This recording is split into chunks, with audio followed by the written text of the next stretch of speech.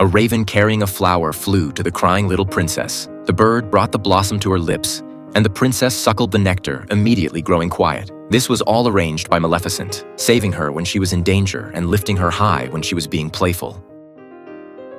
As the seasons changed, the princess grew day by day, blossoming into a beautiful young woman who was curious about everything in the world. One day, she wandered alone into the forest and encountered the fierce-looking Maleficent. But the girl wasn't afraid at all, because she knew this woman had been quietly protecting her all along. She was her fairy godmother. Gradually, Maleficent was softened by the innocent princess. Watching her play and frolic with the magical creatures reminded Maleficent of her former self. Though she had been hurt, the child had done nothing wrong. Looking at the princess sleeping peacefully, Maleficent felt regret and tried to withdraw her curse, but failed. Now the only solution was to help the girl find true love, to break the spell with true love's kiss. By coincidence, a prince on a white horse appeared, having lost his way in the forest. When the prince and princess first met, they were immediately drawn to each other. But Maleficent believed that true love didn't exist in this world. That was why she had cast such a spell in the first place. On the princess's 16th birthday, the three fairies accidentally revealed the truth. The princess learned about her past and couldn't believe that her most respected fairy godmother had placed such a malicious curse upon her. She ran to the forest to confront Maleficent,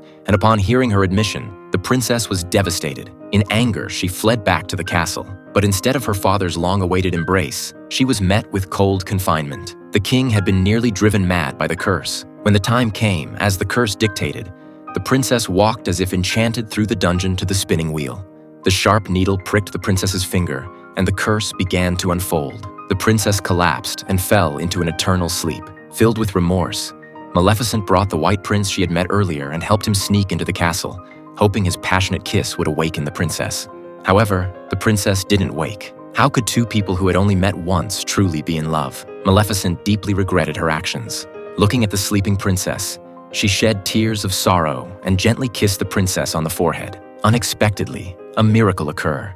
The princess awakened. It turned out that true love's kiss wasn't necessarily romantic love.